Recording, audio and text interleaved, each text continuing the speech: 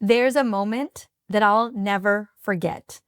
It was a typical Tuesday about 2 years ago. My son was a little over 2 years old and had woken up a bunch of times the night before. I had 3 podcast interviews scheduled. I had emails piling up. I had a launch deadline that I was already late on. And I was standing in my kitchen. This was like 6:30 in the morning, holding a cup of coffee. Let's be honest, it was like a triple espresso, still in my PJs, staring blankly at my phone, unable to remember why I even picked it up. And this was the morning, right? My day hadn't even fully started. And in that moment, it hit me. It hit me hard. It wasn't just the brain fog and the lack of word recall or the bone deep exhaustion. It was the feeling that I didn't have the capacity to potentially get through my day, that I was already depleted. And it was the kind of depletion and the kind of lack of capacity that sleep simply wasn't going to fix. It's the kind that leaves you numb, reactive, disconnected from your joy, and wondering, where did I go? Who am I? Who is this person standing here? And I remember sinking to the floor in front of the dishwasher, just feeling so done, feeling so frustrated, feeling so disconnected, feeling like this destabilizing feeling that I wasn't going to be able to get through my day. Like I wasn't going to be able to function anywhere at the capacity that I know that I needed to. Now, I'm not a crier, but I definitely had a couple tears fall. And I had to finally admit to myself that I was burned out. If I kept going in this direction at this speed, I wasn't going to be thriving. Like I was barely surviving as it is. I didn't know if I was ever going to find a way back to myself.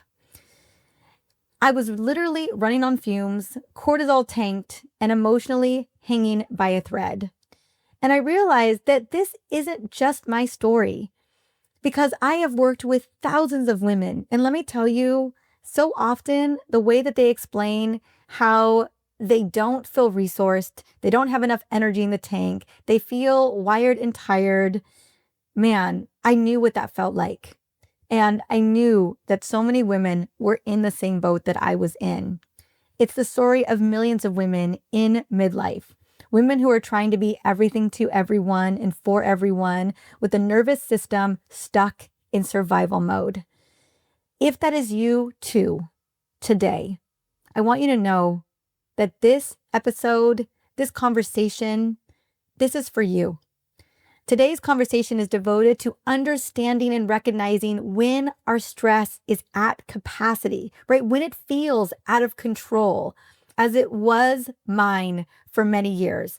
And let me tell you, this was not the first time this has happened to me. I have been in this stress spiral, more times than I can count. It's happened in my teens. It's happened in my 20s. It's happened in my 30s more than once. And here I was on the back end of postpartum, and it was happening to me again.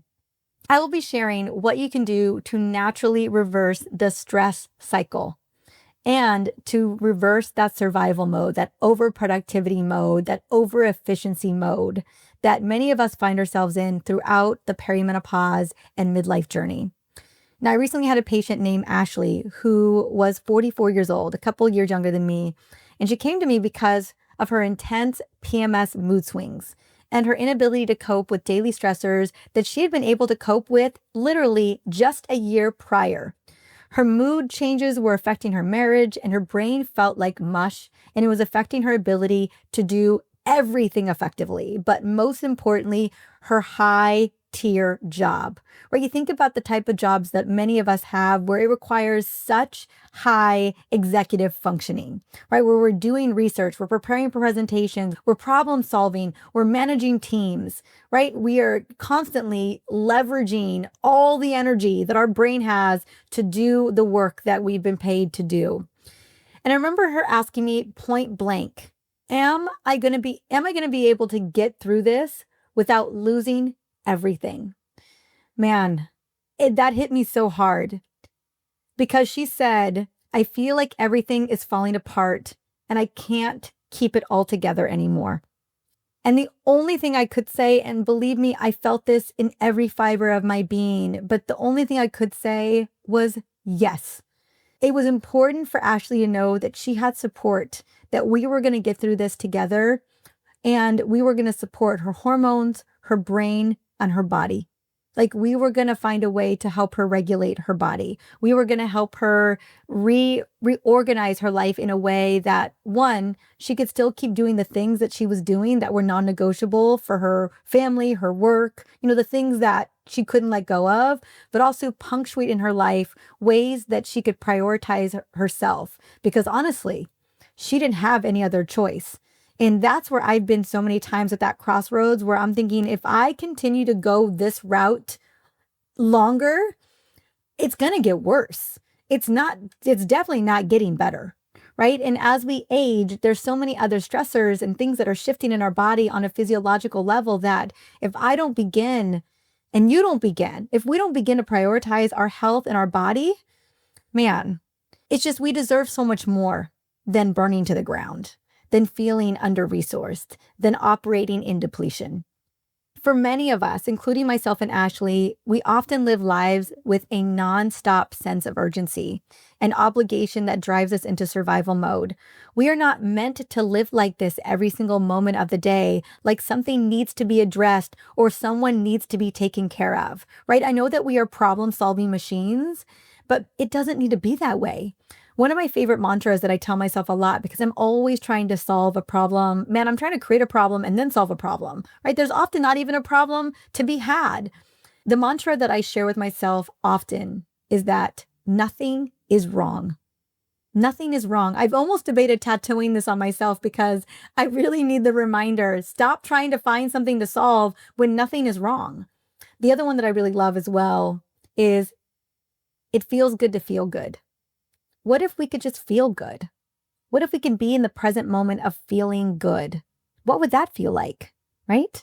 90% of the time when I see women and we are solving all the problems, we are holding it all together, we are over-efforting, overproducing, we're productive machines. One of the hormones, and mind you, it's not just this hormone, but it's the hormone that tends to be, it's being highlighted right now really big on TikTok and Instagram and everywhere. And that primary hormone that we hear a lot about is going to be cortisol. And the thing about survival hormones like cortisol, right? Because cortisol is doing so much more than just mitigating the stress response system, right? It's modulating the immune system. It is supporting the gut microbiome. It's waking you up in the morning. It is helping to regulate your circadian rhythm. It is modulating glucose and insulin metabolism, right? It's doing so much. But ultimately, it is a survival hormone.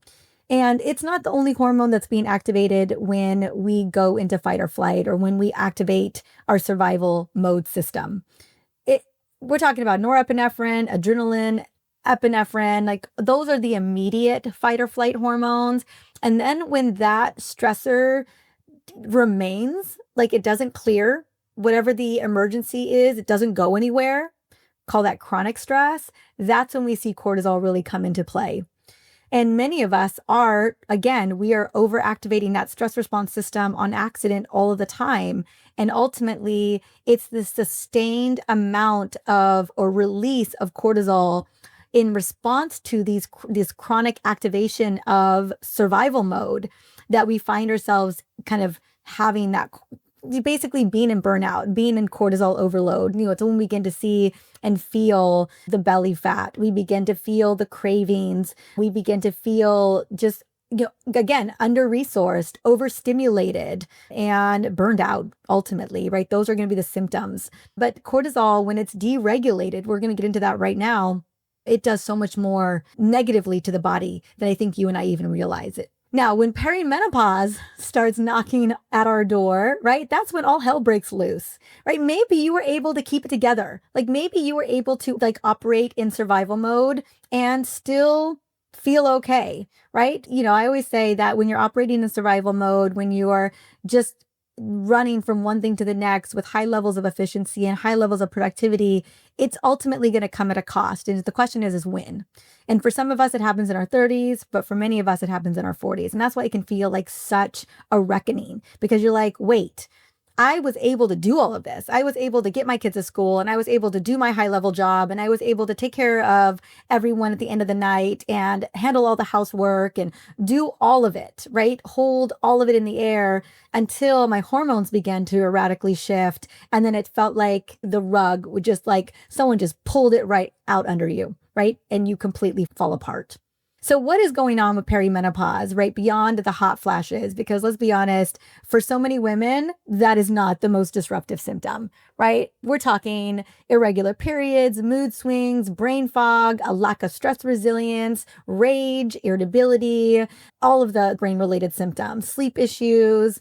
And the real villain for many of us, along with, again, this destabilizing situation of hormones erratically uncoupling to receptor sites, I'm talking progesterone and estrogen, is cortisol deregulation. So here's what's happening. As estrogen and progesterone begin to fluctuate, your body leans more heavily on cortisol to stabilize systems, right? Because there is a survival mode kind of situation going on. Your body's looking for some way to stabilize. But modern day life, let's be honest, it doesn't let up. And I always say, I'm sure you've heard me say this on the show, and maybe you've caught me on another interview talking about my new book, The Perimenopause Revolution, but I've been sharing a lot that there's nothing about this modern day life that lends to optimized hormones, right? If hormones are powerful chemical messengers that are responding to environmental cues and environmental stressors, well, man, if we're living in a constantly stressful environment, your hormones, I mean, they're doing the best they can with what they've got. But man, they're in reactive response mode. And then these very life-giving whole body hormones that have been rhythmically cycling and releasing in a very strategic way for 30 plus years begin to fluctuate, right? And we also bring in all of the modern day stressors that have been happening. Man, it just feels like everything falls out of control, right? Because you're still working, you're still parenting, you're still caretaking, you're pushing hard at the gym, you're skipping meals, you're scrolling late into the night, solving everyone's problem. Cortisol becomes the primary fuel source until it breaks you, right? Your cortisol curve reverses or flattens. And I will tell you, I've had a reverse cortisol curve since I was in my 20s. I have never fully restored my diurnal cortisol curve, like never. And I don't know if it's my ACEs score, my adverse child adversity score, or if it is the beliefs that I believe about the world and myself. I have no idea. Believe me, I have done so many cortisol protocols and stress response protocols. And I'm like, honestly, it's not cortisol. Cortisol is just a hormone that is responding to the environment and to how I'm living my life. So we have to look at how do we live our life and how do we shift the way that we live our life so that we're not having this crazy response. So yes, cortisol is reversing or it's flattening, right? So what we normally will see is a reverse curve where instead of it rising in the morning, it's not really rising, but it's often rising in the evening. Or we see just an overabundance of it throughout the day. And then over time, the body's like, listen, this isn't serving us. We can't operate like this. And so we start to see a flattened cortisol. This is where women are really, really burned out. So what it looks like clinically, you stop getting the morning energy surge that used to help you rise up, right? I call that the cortisol awakening response. It's just not there. You're tired around 3 or 4 o'clock p.m. Gosh, I spent years flatlining at 3 or 4 o'clock in the afternoon, needing coffee and sugar to get through my day. You're wired at bedtime, you're sleep deprived, your blood sugar is erratic, belly fat begins to show up because it is helping. I mean, it's not only laying down visceral fat, but also it's deregulating your blood glucose and your insulin. Insulin is a fat storage hormone. They are deregulating together, despite the fact that your diet hasn't changed. You cry more easily and you snap more unexpectedly. And let me tell you, I know that this can feel a lot of just listening to this feels overwhelming. I get it. I think it's important that you understand kind of the mechanisms and the physiology that's going on. I used to joke that, being in your stress response system is like eating a cupcake, except that there's no cupcake in sight. That's how much it can drive hyperinsulinemia, right? Insulin resistance and blood glucose spikes.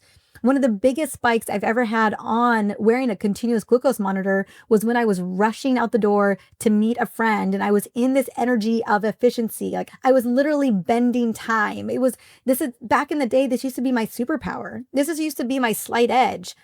And I was in that slight edge zone. What I didn't realize was that I was borrowing from myself. I was borrowing from my energy stores. I didn't even have the energy to do this, but I was just in this fast fight or flight energy efficiency mode. And I remember flying out the door and I checked my CGM before getting in the car and driving to go meet up with her. And I had a blood sugar spike. Mind you, I hadn't eaten anything. I just had some coffee for all morning. It just was on accident. It wasn't on purpose. And my blood glucose was at 160 milligrams per deciliter, one of the biggest spikes I've ever seen. And I was like, oh my gosh, I'm watching my stress response system get hijacked. And in real time, my blood sugar is irregular. My insulin levels are probably out the roof. Like I am experiencing that eating a cupcake moment without having anything in my system, right? And your body is just doing the best it can. It's just compensating. It's just trying to pull fuel from your liver or your muscles so that you can fuel this stress response mode. It's crazy what the body can do to compensate. But again, if your body's constantly having to borrow from itself, it ultimately lends to, us not feeling great, us not feeling resourced. So I want you to know that cortisol is not the bad guy. Again, it's just one of those hormones that is doing the best it can with what it's got in the moment that it's in based on what you're doing, how we're living our lives, what we're exposed to. So cortisol, when balanced, helps you feel focused, it helps you feel energized, and helps you feel resilient. And man, I have felt that over the years. And even when I overuse it, it can still feel that way until it doesn't. And that's when it's chronically elevated, right? And when your reserves are ultimately depleted, it begins to damage the system. And how it does that is it damages neurotransmitters like serotonin and dopamine, causing depression, anxiety, and stealing your joy. It messes with your blood sugar regulation, as I explained just a second ago, leading to cravings, weight gain, even things like insulin resistance and prediabetes. Again, is cortisol deregulation going to be the sole reason why you get weight gain and prediabetes? No, but it's going to increase that risk, and it's going to be messing with your blood glucose and your insulin, which is going to lend to these issues. Also, when you're dealing with cravings because your body thinks you're in survival mode, you're going to end up eating more refined grains, ultra processed foods, added sugar type products, because your body is craving energy, right? It doesn't realize that it's lifestyle that's really driving this. Your body's like, I just need more energy to survive. So you may end up accidentally eating some of those foods that are driving that blood sugar deregulation as well. You're worsening ovulation. You're worsening the menstrual cycle. Again, ovulation is a massive energetic event. And if ovulation is messed with, well, guess what? Progesterone levels are messed with. It worsens PMS symptoms. It worsens rage, sleep issues, mood swings, irritability, low stress tolerance. All of that is related to menstrual cycle irregularities and maybe not having a robust ovulation. Estrogen balance also messed with, leading to mood swings, migraines, and brain fog. And then ultimately mitochondrial function, right? When your body is in high stress, that puts your body into SOS mode, into emergency mode, and it absolutely depletes your mitochondria, decreasing your cellular energy and your resilience. So high or deregulated cortisol levels wreak havoc over time, depleting your happy brain chemicals like serotonin, robbing your sleep, and making you store fat, especially in the belly. I mean, how dare cortisol do that, right? High cortisol is likewise linked to anxiety, fatigue, food addiction, and brain fog, and so much more, right? You feeling depleted, you feeling overextended, you feeling overstimulated. In chronic fashion, these effects mount and become very harmful. Consider the following from the Journal of Hormones in 2009. I think they just did such a beautiful job in defining this. Chronic stress can lead to overeating, co-elevation of cortisol and insulin, a suppression of certain anabolic hormones like testosterone and growth hormone. This state of metabolic stress in turn promotes abdominal visceral fat, both the direct stress response and the accumulation of visceral fat can promote a milieu of systemic inflammation and oxidative stress, right? We know that visceral fat, particularly Abdominal visceral fat releases inflammatory cytokines that then drives more systemic inflammation and oxidative stress. And it just becomes a vicious cycle that it's really hard to climb out of.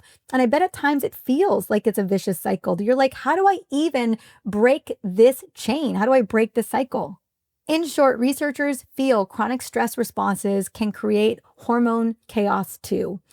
And since the root cause is usually an overactivated stress response system, the key is to reset it, starting with your lifestyle, starting with cortisol. Any other attempts to fix other hormones will likely fail in the long term if the wayward stress response system is not fully addressed. The research is clear. Chronic cortisol deregulation is a root cause driver of mood disorders, insomnia, metabolic dysfunction, and autoimmune flare-ups during perimenopause, including things like migraines. So how do you know if you've got cortisol chaos, right? What are the signs to look out for? And there are multiple signs and symptoms to help you identify if your stress is at a tipping point and it's getting close to being out of control. So if you can relate to 3 or more of these signs and symptoms, it's time to reevaluate what in your daily life is serving you and what is draining you. I will be sharing my go-to solutions in just a moment for managing stress and impacting stress, but I want to just go through these particular signs and symptoms. So do you find yourself saying statements like, I gotta go, I'm running late, I'm super busy? Do you find that your calendar is consistently overscheduled? Do you find that you're upset when things change unexpectedly, right? The day isn't going the way that you imagined it was going to go. Do you feel irritated when obligations stack up and you're not able to handle them? Do you often feel overwhelmed by a lack of support that you have every day, right? That you just don't feel supported? Do you wake up feeling like there isn't enough time in the day to get everything done? Like you start your day already worried and feeling anxious about how intense your day is going to be? Do you find yourself sighing a lot? That has been me for sure. Do you go to bed worrying that you did not finish your to-do list? Do you frequently feel like there's always something more that you should be doing right now?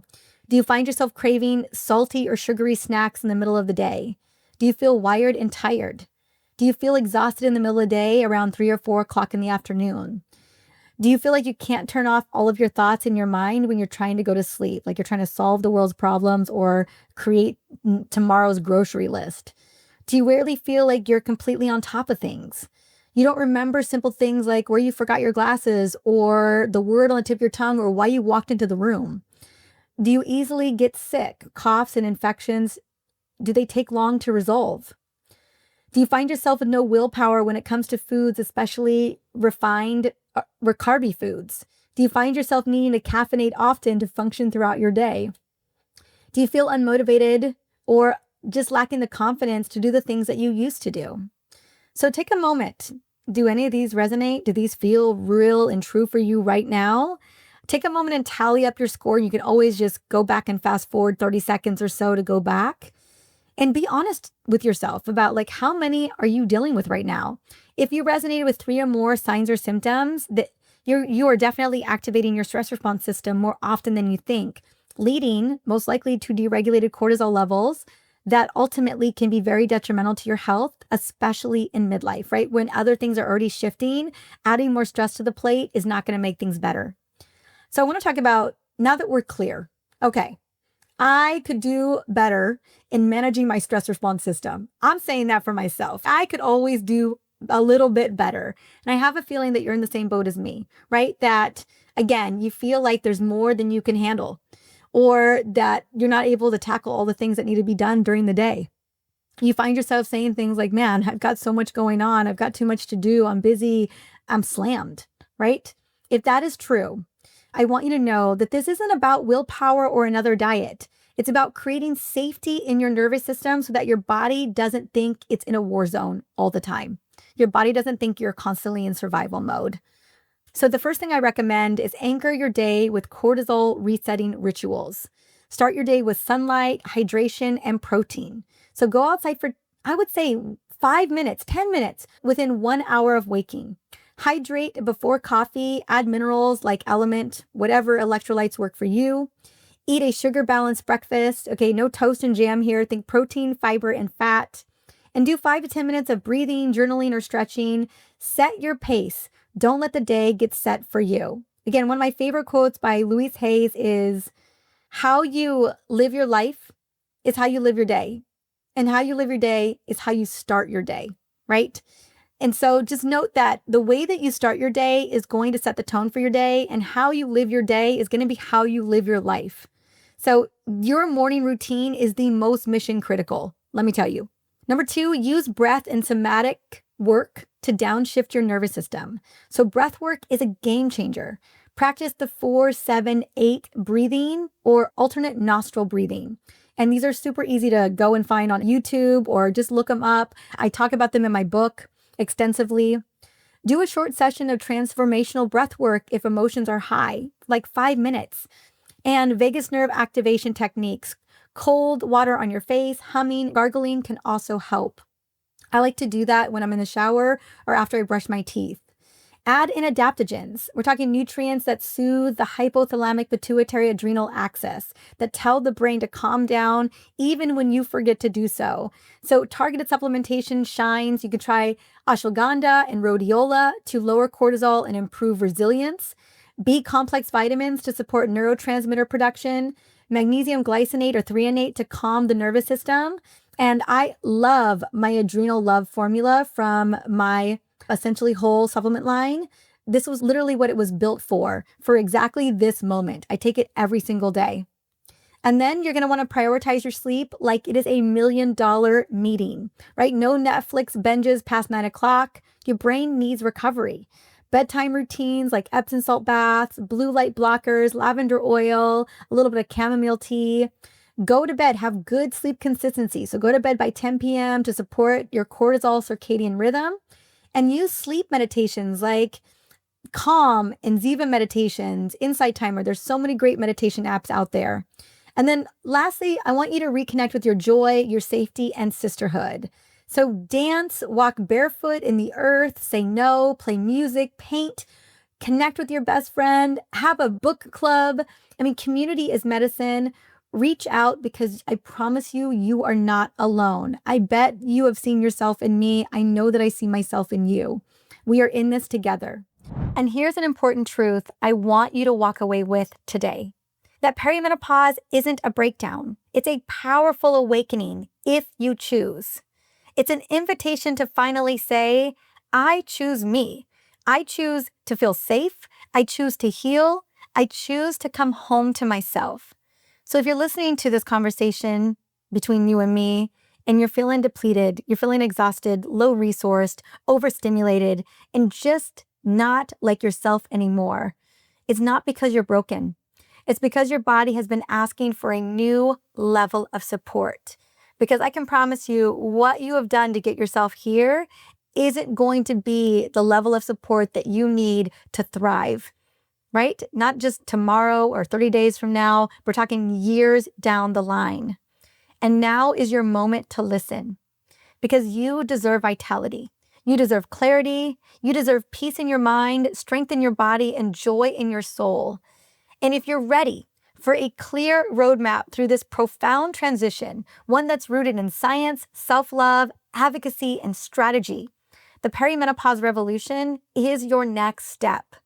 This book, this ultimate guide, is literally built out so that you can reclaim your energy, optimize your hormones, and feel more confident as you thrive in your 40s, 50s, and beyond. And the beautiful thing is when you grab a copy of this book right now, you're going to get all of the incredible pre-order bonuses and the super epic bonuses that I haven't even released yet, right? You have the Step Into Your Epic Future Health course. You have my new masterclasses coming out in a couple of weeks. You've got the Expert Tell-All interview series. So many beautiful bonuses that you're going to get to unlock, plus all the ones that I built into the toolkit. Workout videos, exercise snack protocols, metabolically healthy recipes and meal plans, and symptom trackers and lab ranges. I mean, name it. I am going to move you and move the needle so big so that you don't even feel recognizable in 15 days. And here's what I want to just leave with today is your action step. 1, go get the book. If you haven't gotten the book, today is the day. Number 2, is I want you to choose one ritual or supplement or breathing technique or strategy from today's episode, right? And commit to it for the next 7 days. Now, rituals, it could be you getting up and being out in nature for the first 5 minutes of your day and helping to reset your circadian rhythm. Supplement, it could be adding a little bit more magnesium. It could be adding in, I would say, Epsom salt salts to your bath, or drinking a little bit of chamomile tea or holy basil tea, right? There's so many small action steps.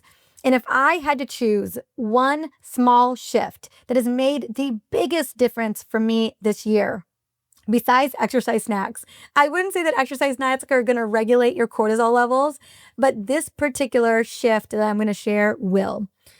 So one thing that I've noticed in myself and so many other women is that sleep will make or break us, right? If I don't get good quality sleep, I am just not going to be the same woman I would love to be that day, right? My energy isn't where I need it to be. I'm more reactive.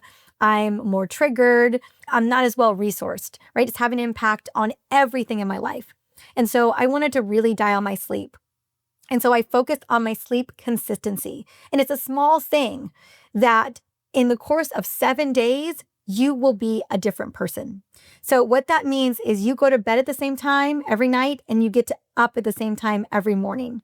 For me, that is going to bed between 9:45 and 10 p.m. and waking up between 5:45 and 6 a.m.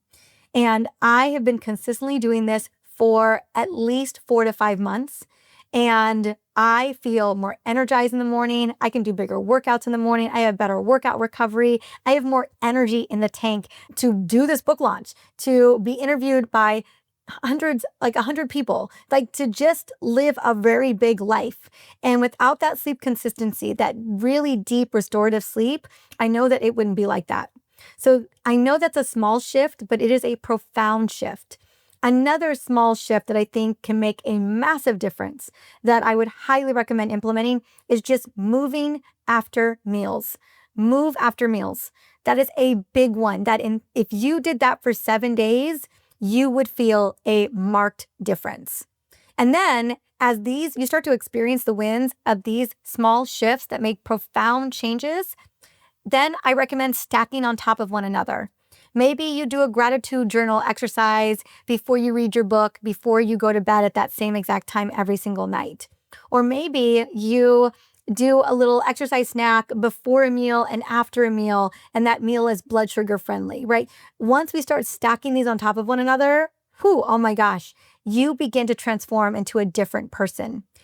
Healing doesn't happen overnight, right? But it becomes inevitable when you show up with consistency and with passion, and ultimately with purpose. That first step is deciding that you're going to commit to the one small shift so that you feel more regulated and at home in your body. So I want to hear what you're starting with. Please DM me on Instagram at Dr. Mariza or tag me in your self-care moment. I just want to cheer you on. I want us to cheer each other on. And if nobody has told you today, I know I've said it a little bit in this conversation, but that you deserve to thrive. You deserve to feel alive in your body. This isn't about just surviving perimenopause. It's so much more than that. It's about coming home to yourself, more alive, more authentic, and more clear on who you want to become. So again, I want to say thank you so much for saying yes to you, for becoming the CEO of your health, and I'm so grateful to be on this journey with you. I can't wait to see you in the next episode on the Energized Podcast. Until then, have a beautiful day. Thank you so much for watching. Now, if you found this video helpful, give it a thumbs up and share your thoughts in the comments. And if you are ready to learn more about perimenopause and how to navigate with a lot of ease and grace, be sure to subscribe to this channel so that you can join our community. Don't forget to share this video with someone that you love, that you know is navigating the perimenopause journey as well, because they deserve to feel their best too. See you in the next video.